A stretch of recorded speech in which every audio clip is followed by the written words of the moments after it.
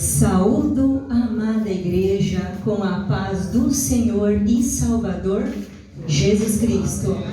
Quem está alegre? Na presença de Deus. Quem pretende continuar alegre? Na presença de Deus. Esse é o firme fundamento da fé. Permanecemos inabaláveis.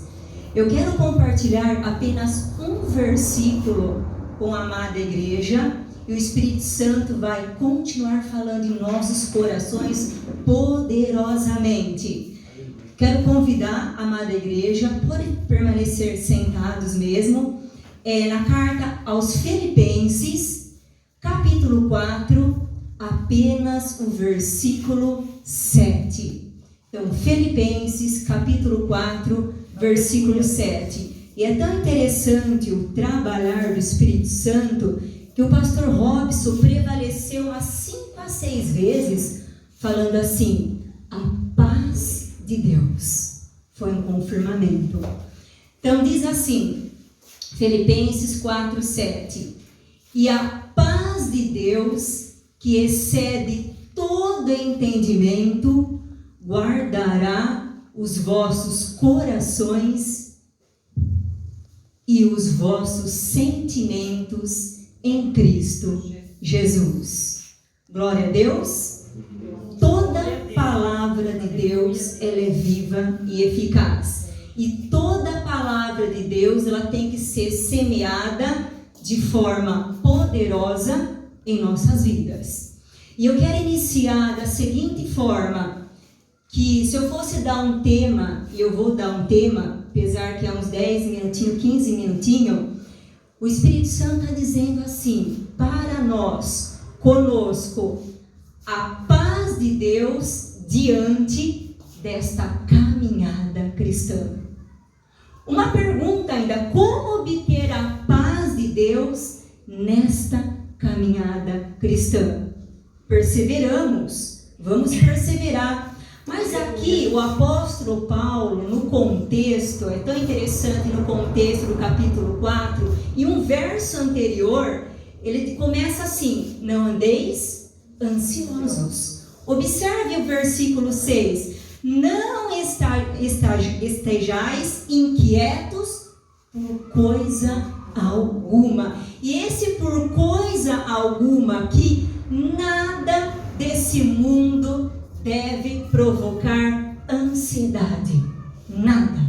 Por isso que ele fala, por coisa alguma. E é tão interessante o trabalhar de Deus, e quando a irmã Neide, ela na oportunidade dela, ela leu o Salmo 46, que implica a fé perfeita em Deus, lá no verso 10, Deus, o Espírito Santo está dizendo assim para nós: aquietai-vos e sabei que eu sou o Deus.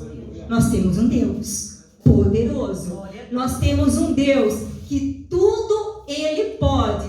E o contexto aqui do capítulo 4, que o apóstolo Paulo, não só para a igreja de Filipos, mas para nós, permanecemos firmes no Evangelho. E ao mesmo tempo, ele diz assim, que devemos ser generosos e longânimos com os outros. E aí onde ele enfatizou no verso 6, que dá uma ligação muito grande, que Deus vai falar grandemente nesse verso 7, a questão da ansiedade. Ele vai aconselhar-nos, não andeis ansiosos. Essa geração que nós estamos é uma geração de ansiedade generalizada. Todos nós, por algum momento, num patamar, dia após dia, somos acometidos pela ansiedade. Mas eu quero pontuar a ansiedade e alguns sinônimos para nós entendermos um pouco. O sinônimo de ansiedade: aflições da vida, agonias da vida e a impaciência.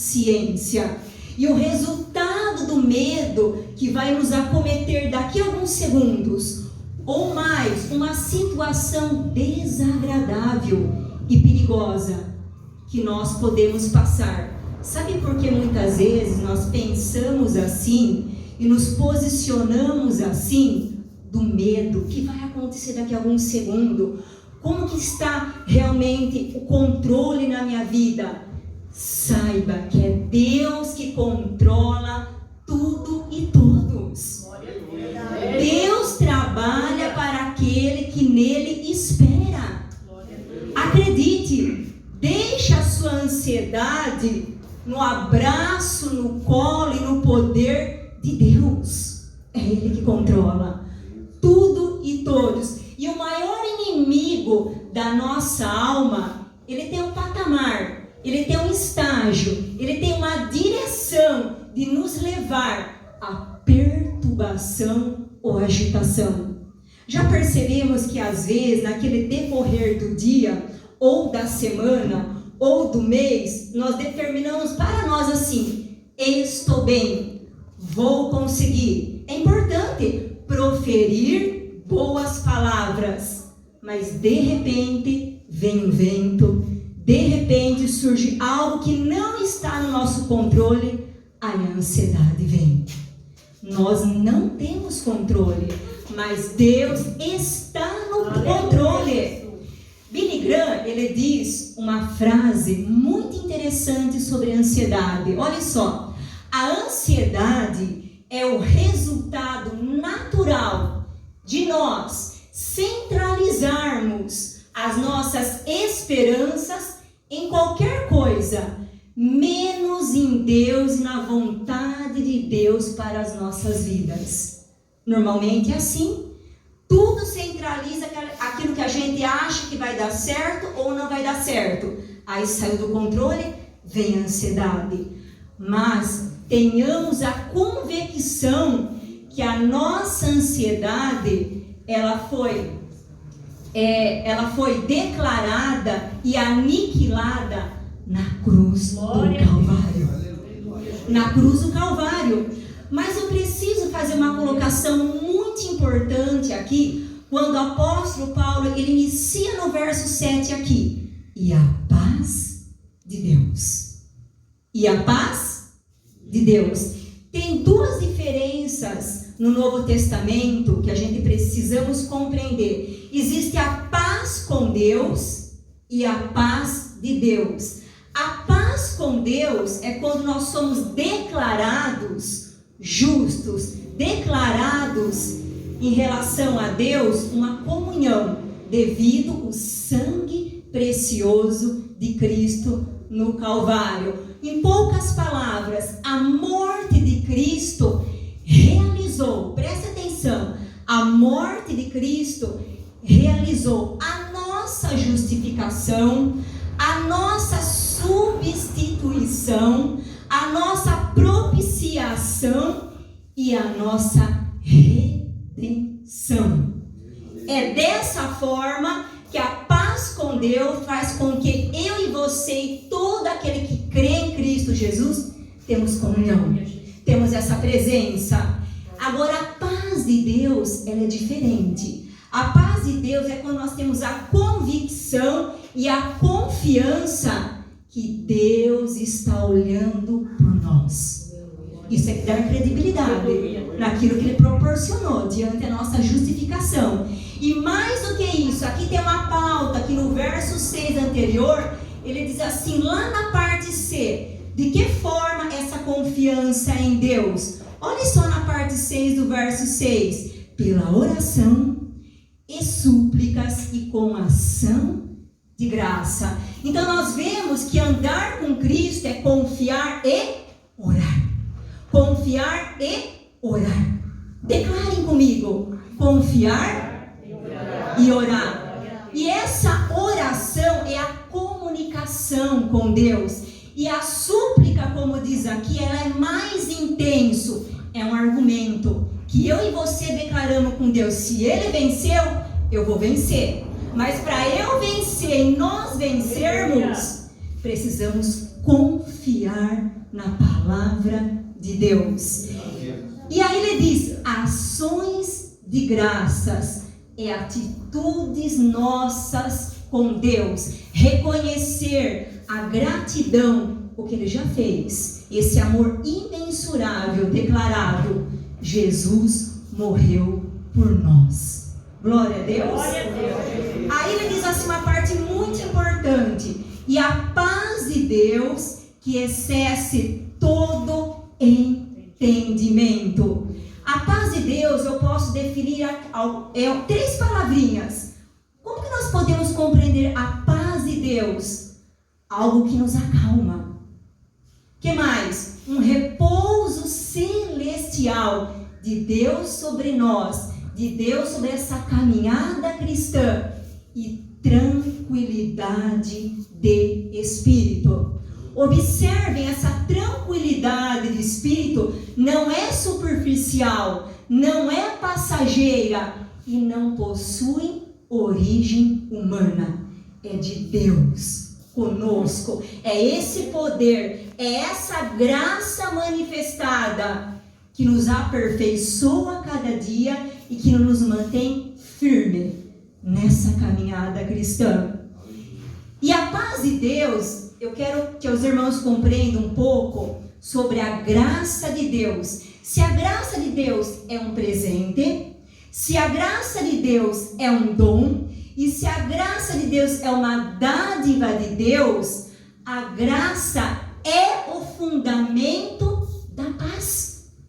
Quem é agraciado por Deus, quem aceitou a Cristo e persevera nessa paz, consequentemente, tem a paz.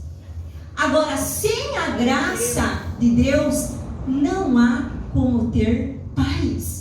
Observe que a graça aqui de Deus, ela é um fundamento para nessa vida peregrina, nessa vida passageira, termos paz. Paz de Deus. Confiar e buscar com ardência essa comunhão. Glória a Deus. William Endrisken é um estudioso do Novo Testamento e um escritor de comentários bíblicos. E ele faz uma analogia, uma comparação muito interessante sobre a terminologia paz com Deus. Olha que interessante que ele define. Ele define a paz como um sorriso de Deus, refletindo na alma do cristão. Imagine Deus sorrindo conosco. E esse sorriso, essa graça, ela penetra na nossa alma. E conforme penetra na nossa alma, o cristão é fortalecido pela graça e o poder de Deus. É muito interessante quis compartilhar isso.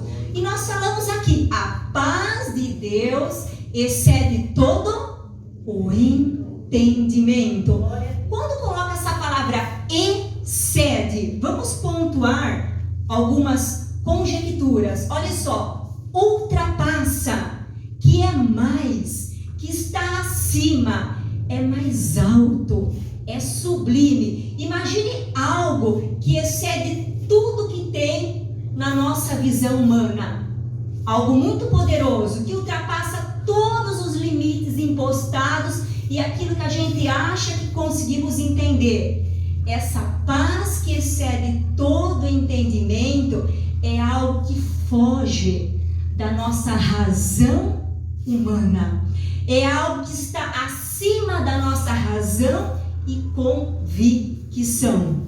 Então nós temos que entender que essa paz, ela transcende a nossa maneira de enxergar e supera qualquer coisa e qualquer obstáculo que venha nos afligir e nos acarretar essa ansiedade, os problemas, devaneios dessa vida.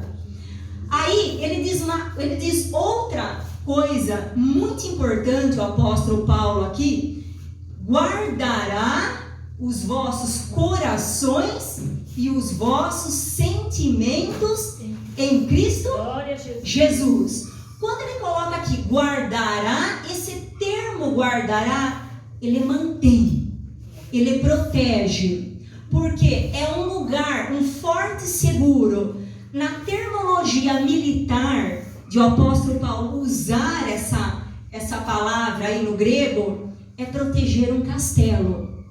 Mas esse proteger é o que? E onde? E como? Como obter um lugar forte? Como obter um lugar seguro? Como manter manter, como guardar o nosso coração e a nossa mente. Então, manter os nossos corações e mentes longe da ansiedade, longe da agitação, longe de pessoas que não convém aquilo que Deus determina dentro da sua vontade, ou nos apoiarmos em determinadas situações que agradam o nosso ego e as nossas convicções humanas. Então, quando ele diz assim, devemos proteger, guardar, manter mediante a palavra de Deus, obedecendo e perseverando, e a paz monta uma guarda à porta do nosso coração. Olha que interessante, a paz monta uma guarda. Se eu tenho paz com Deus, é como se tivesse uma porta, um escudo, algo diante de nós, que é o próprio Cristo Jesus, o próprio Consolador, nos mantendo firme mediante essa fé, essa convicção, que não deixa nada entrar em nossos corações. O único que pode deixar nós sairmos do caminho do Senhor Jesus é nós, quando damos brecha ao adversário. Quando nós damos brecha. Então, quando ele determina aqui que em Cristo Jesus, ele encerra que guardaremos o coração e a nossa mente, guardaremos a nossa sede das nossas emoções, guardaremos aqui a nossa consciência voltada à palavra de Deus, não os nossos gostos, os nossos egos, aquilo que a gente acha interessante ou até adaptável, que vai nos trazer conforto, mas é em Cristo Jesus que vem a paz de Deus. É através de Cristo. Essa é a intervenção divina, mediante somente a Cristo Jesus. É Cristo Jesus que nos livra de nós mesmos. É Cristo Jesus que nos transforma mediante, dia após dia, em nova criatura. Aquela velha criatura, em algum momento, ela pode predominar. Quando nós damos brecha ao nosso coração e escutarmos outras coisas, a voz humana. Mas temos que escutar sempre a voz de Deus e ter a mente de Cristo. Como que eu conheço a mente de Cristo? Mediante a palavra. Como que eu conheço a mente de Deus? Entendendo qual foi a proposta do Evangelho. Qual foi realmente a proposta do Evangelho? Qual é o centro do Evangelho? João 3,16. Quem pode declarar para mim João 3,16? Porque o mundo de tal maneira que deu seu Filho para todo,